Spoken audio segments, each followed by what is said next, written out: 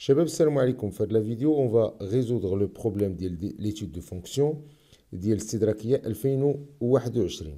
Comme d'habitude, on va essayer de faire l'exercice et après on passe à la correction.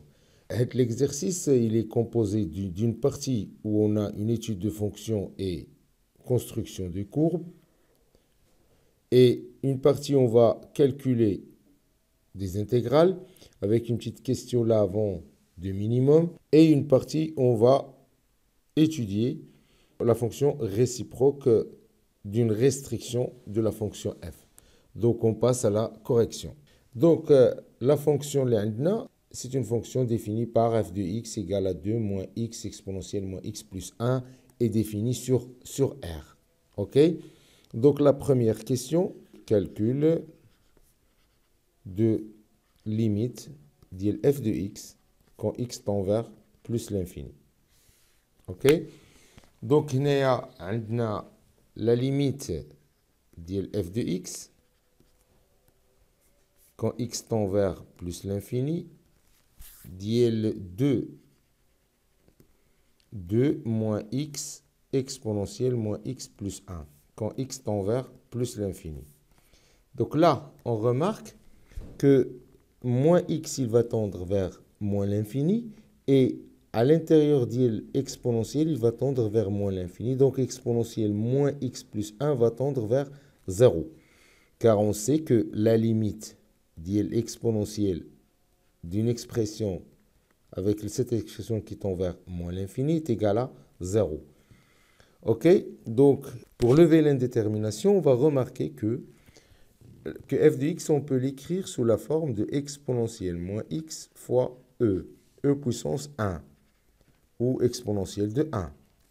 C'est égal à la limite de 2 moins x sur exponentielle x fois e quand x tend vers plus l'infini, car on sait que exponentielle de moins x est égal à 1 sur exponentielle de x.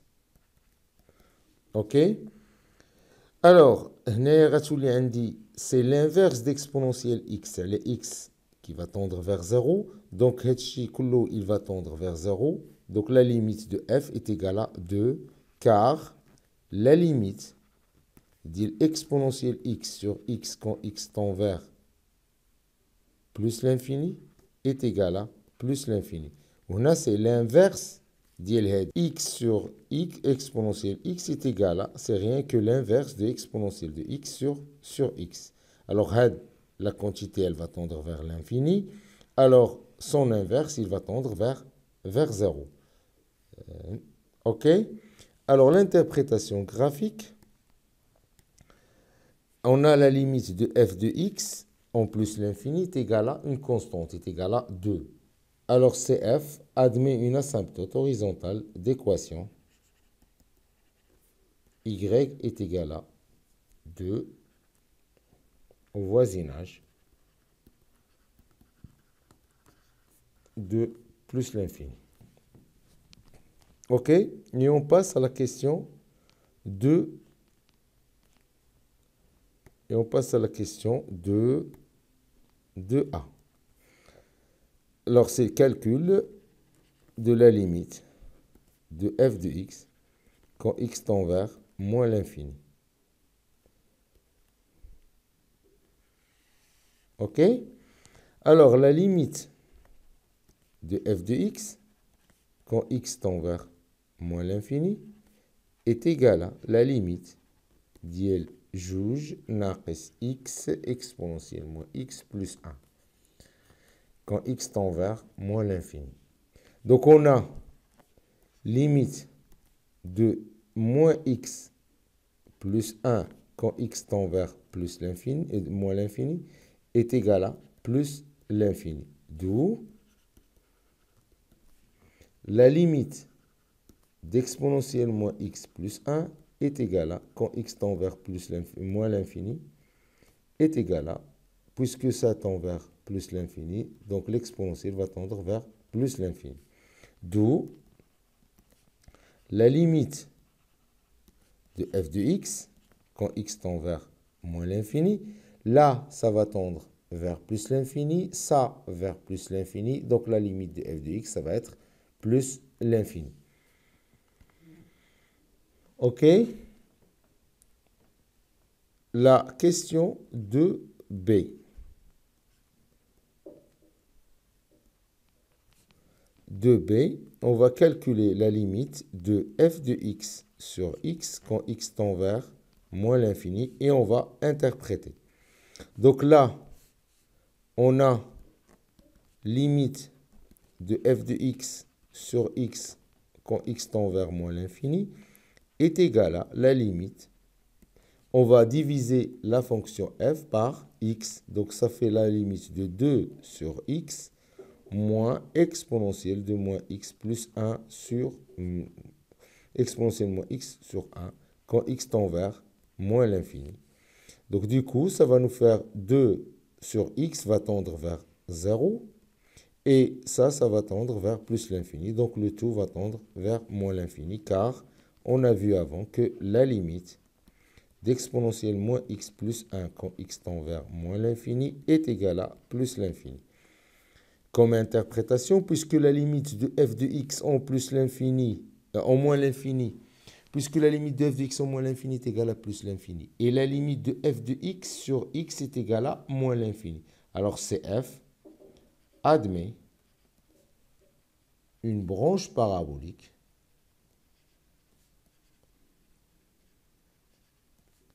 orientée vers l'axe des ordonnées, vers OY, au voisinage de moins l'infini. Et on passe à la question suivante. La question 3, 3a, calcul de f' de x. Donc on voit bien que la fonction f de x définie par 2 moins x exponentielle moins x plus 1. On voit bien que c'est là, c'est une fonction polynomiale. Composée d'exponentielle avec une fonction polynomiale, c'est une fonction dérivable. On le multiplie par moins x, ça nous donne une fonction dérivable. Et on ajoute le 2. Alors f est dérivable sur r. Donc soit x est un nombre réel, on a f' de x est égal à la dérivée de 2 moins x exponentielle moins x plus 1. Alors la dérivée d'une différence, c'est la différence des dérivées. Donc c'est 2' moins x exponentielle moins x plus 1 prime. Parce qu'on sait très bien que u moins v prime est égal à u' moins v'. Après, la dérivée de 2, c'est 0, moins. Et là, on a la dérivée d'un produit. La dérivée de uv est égale à u'v plus uv'. Et en appliquant cette règle-là, on trouve que c'est la dérivée de x exponentielle moins x plus 1 plus x facteur d'exponentielle de moins x plus 1 prime, qui est égal à moins. La dérivée de x, c'est 1, donc c'est exponentielle moins x plus 1 plus x fois. Et là, on sait que l'exponentielle u' est égal à u' exponentielle de u. Donc ça nous fait, u ici c'est moins x plus 1, donc ça nous fait la dérivée de x plus moins x plus 1, facteur de exponentielle moins x plus 1. Ça nous fait moins exponentielle de moins x plus 1 plus la dérivée de moins x plus 1, c'est moins 1. Donc, on va avoir moins x exponentielle moins x plus 1. Du coup, ça nous fait, on peut factoriser par exponentielle x moins 1. Ça nous fait 1 moins x exponentielle de moins x plus 1. Et on va multiplier par moins 1. Ça nous fait x moins 1 exponentielle de moins x plus 1. OK? On passe à la question suivante. Alors, la question suivante, c'est dresser le tableau de variation de la fonction f. Alors, pour dresser le tableau de variation, on doit étudier les variations de f. Donc, on doit étudier le signe de f' de x. Alors, on a f' de x est égal à x moins 1 exponentielle moins x plus 1. Or, x est exponentielle de x de moins x plus 1 est positif pour tout x de R. Donc, on va en déduire que le signe de f' est celui de x moins 1, puisque ça est positif. OK? Donc là, on va dresser notre tableau de variation, puisqu'on connaît le signe de f'. F est défini sur R, donc de moins l'infini à plus l'infini. Le signe de f' de x, change de signe en 1, puisque le signe de x moins 1, donc il s'annule en 1, il est positif quand x est supérieur à 1, négatif quand x est inférieur à 1. Donc là, on va avoir f' qui s'annule. Ici, elle est positive et là, elle est négative. D'où f de x. Sur l'intervalle moins l'infini 1, elle sera décroissante. Et 1 plus l'infini, elle va être croissante. D'après ce qu'on a calculé précédemment, la limite en plus l'infini, c'est 2. Et la limite en moins l'infini, c'est plus l'infini. Et on va calculer f de 1. F de 1 qui est égal à... F de 1 est égal à 2 moins 1 exponentielle de moins 1 plus 1. Donc c'est 0. C'est exponentielle de 0, c'est 1. Donc c'est 2 moins 1, ça nous fait 1. OK? Et on passe à la question suivante. Alors, pour la question 4a, on nous demande de calculer f seconde de x, qui est la dérivée de la fonction dérivée de f. Donc, d'après la question précédente, on a f' de x est égal à x moins 1 exponentielle de moins x plus 1. Du coup, d'où f seconde de x qui est égal à f' de x prime qui est égal à x moins 1 exponentielle moins x plus 1 prime. On va appliquer la propriété dérivée de produit. Donc, ça va être la dérivée de x moins 1 facteur de moins x plus 1 plus x moins 1 exponentielle de moins x plus 1 prime qui est égal à la dérivée de x moins 1. La dérivée de x c'est 1, de moins 1 c'est 0. Donc on va avoir exponentielle moins x plus 1 plus x moins 1 fois la dérivée de moins x plus 1 exponentielle de moins x plus 1. La dérivée de moins x plus 1 est égale à moins 1. Du coup, on va avoir moins x plus 1 moins x moins 1 exponentielle de moins x plus 1.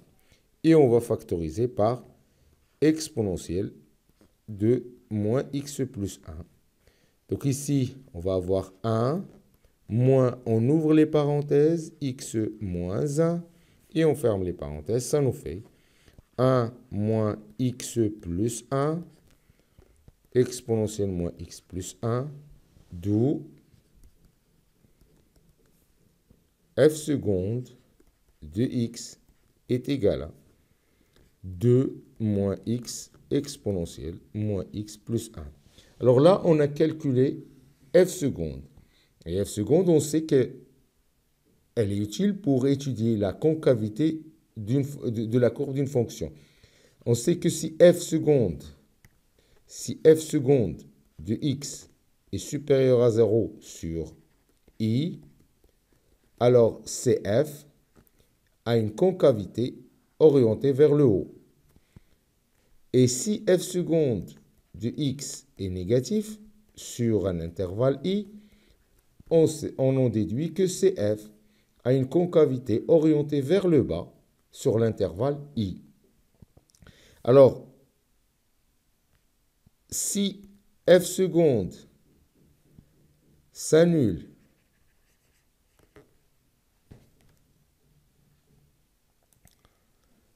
et si f seconde s'annule et change de signe en un point A, alors CF admet un point d'inflexion en A, f de A. OK? Et en utilisant cette propriété, on va répondre à la question 4b. Donc, point d'inflexion.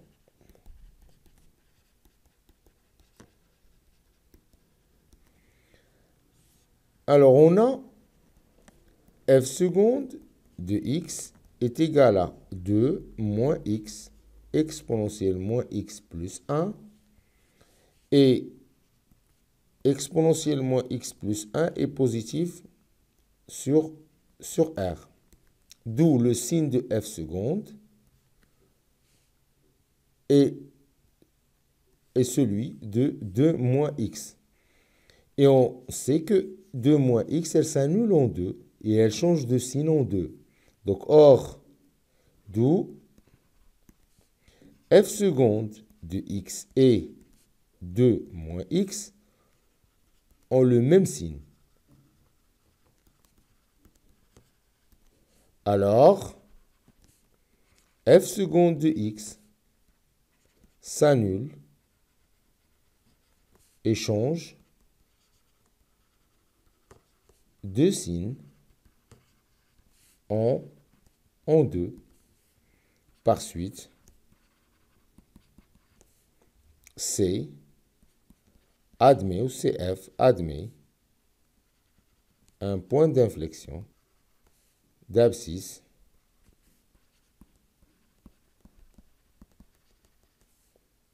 de. OK? Et on passe à la question suivante. Alors, dans la question suivante, on nous demande de construire la courbe C dont le repère OIJ et on prend f de 2 est égal à environ 1,25. Donc là, on a tracé un repère. Sans oublier que dans l'énoncé, on nous donne l'unité à utiliser. Alors, première chose à faire, on va placer les points importants. Donc, parmi les points importants, on a le point 1, 1. C'est un point important parce que la fonction f, elle change de variation en 1. Donc, on va placer le point 1, 1. Il est là. 1, 1. On a le point 2. Le point 2, f de 2, qui est le point, c'est le point 2, 1,25. C'est un point d'inflexion, donc 1, 1,25, c'est environ là. 1.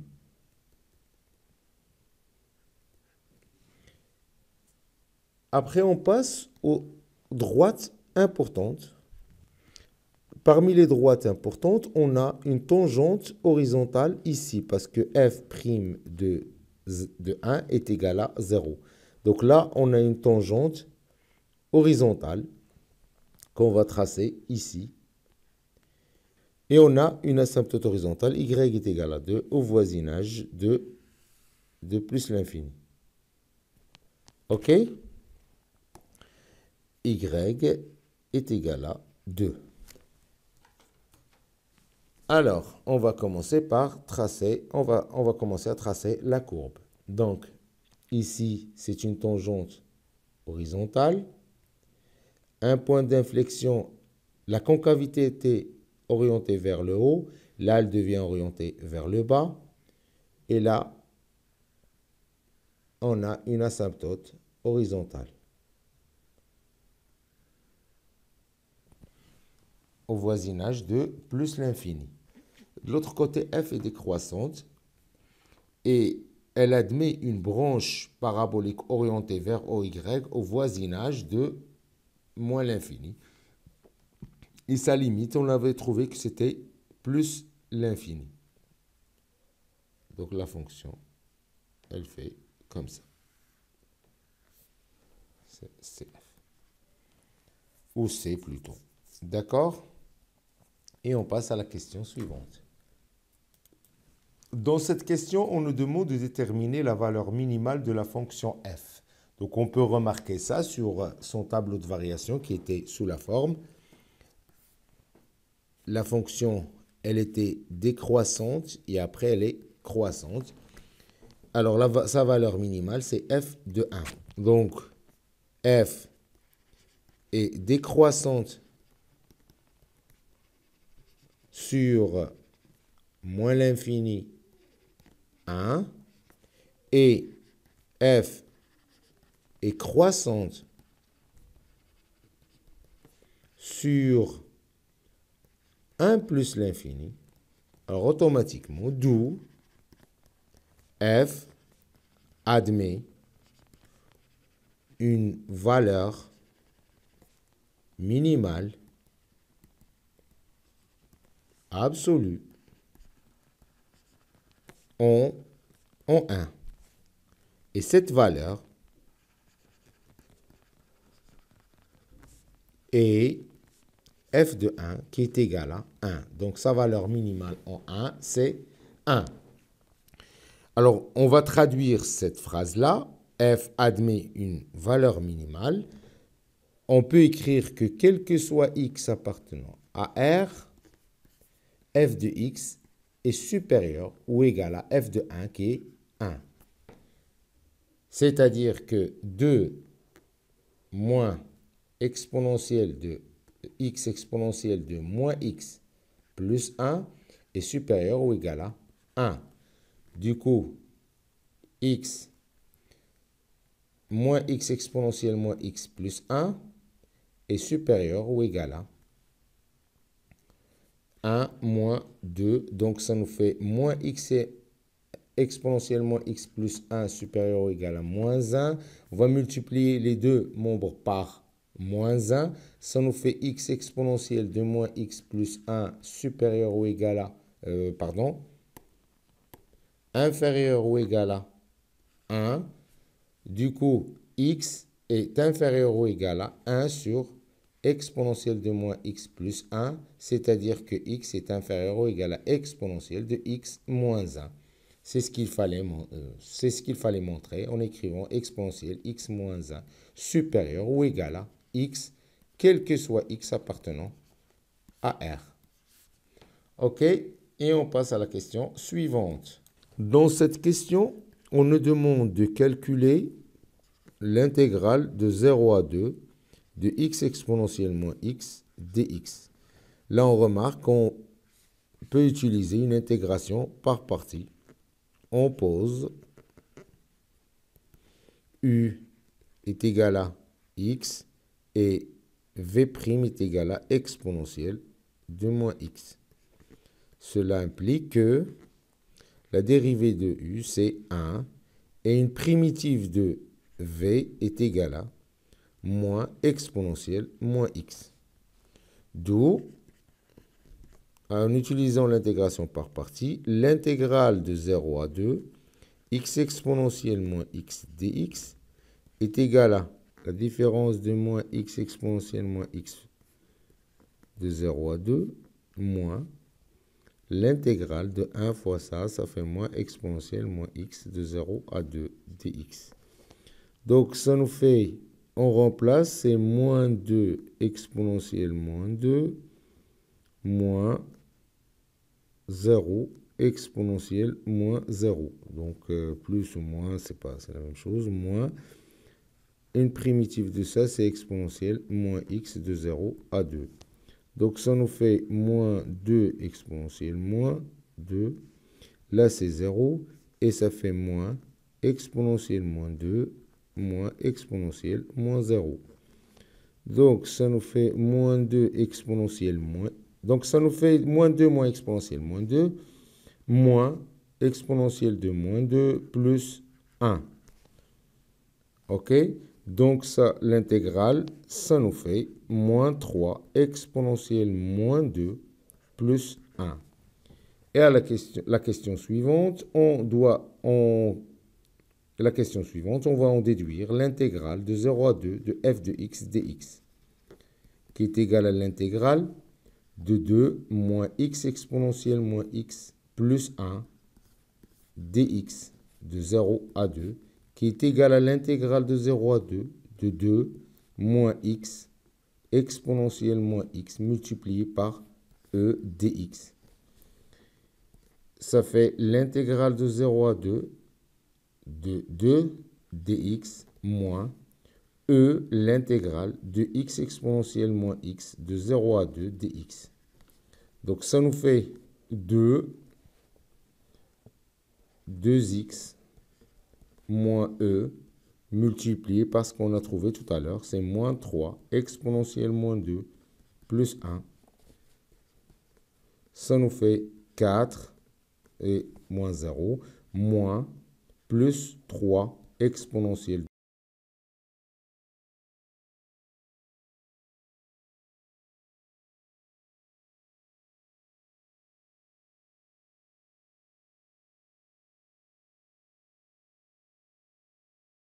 Pour la question 8, G est la restriction de f sur l'intervalle moins l'infini 1.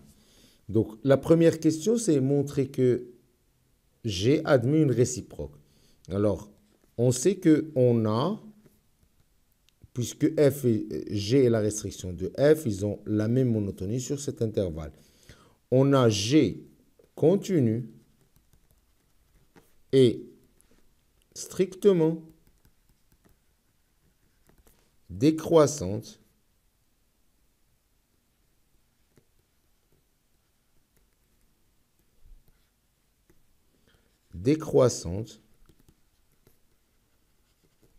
sur moins l'infini 1. Donc, G admet une réciproque moins 1 et G moins 1. Donc, défini. Ça nous fait 4 sur moins E, l'intervalle J qui est égal à G moins 1 de moins l'infini. Et on passe à la question suivante. Et puisque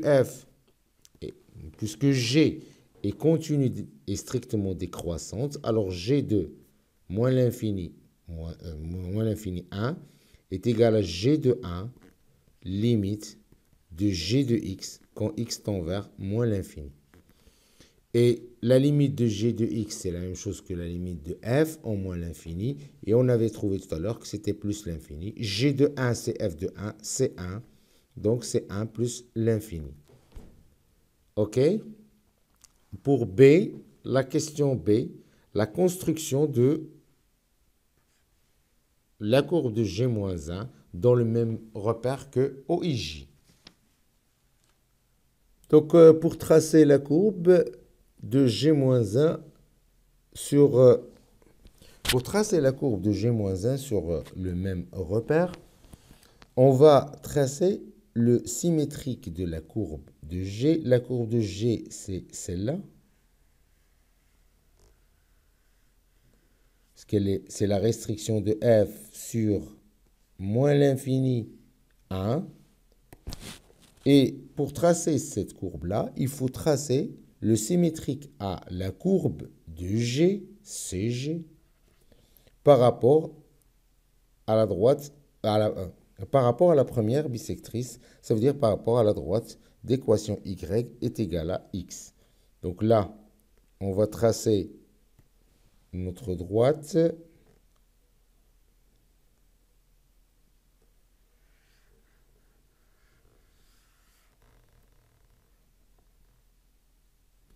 C'est la droite y est égale à x. Alors, le symétrique du point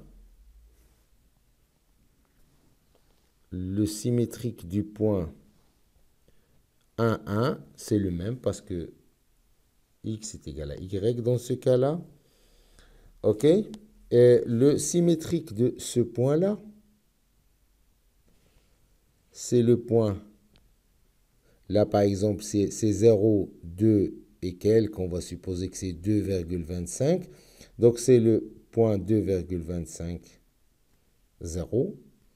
Le symétrique de cette demi-tangente horizontale, ça sera une demi-tangente verticale. Et le symétrique de cette branche parabolique orientée vers OY, ça va être une branche parabolique orientée vers OX. Donc le symétrique de cette courbe, il va avoir cette forme-là.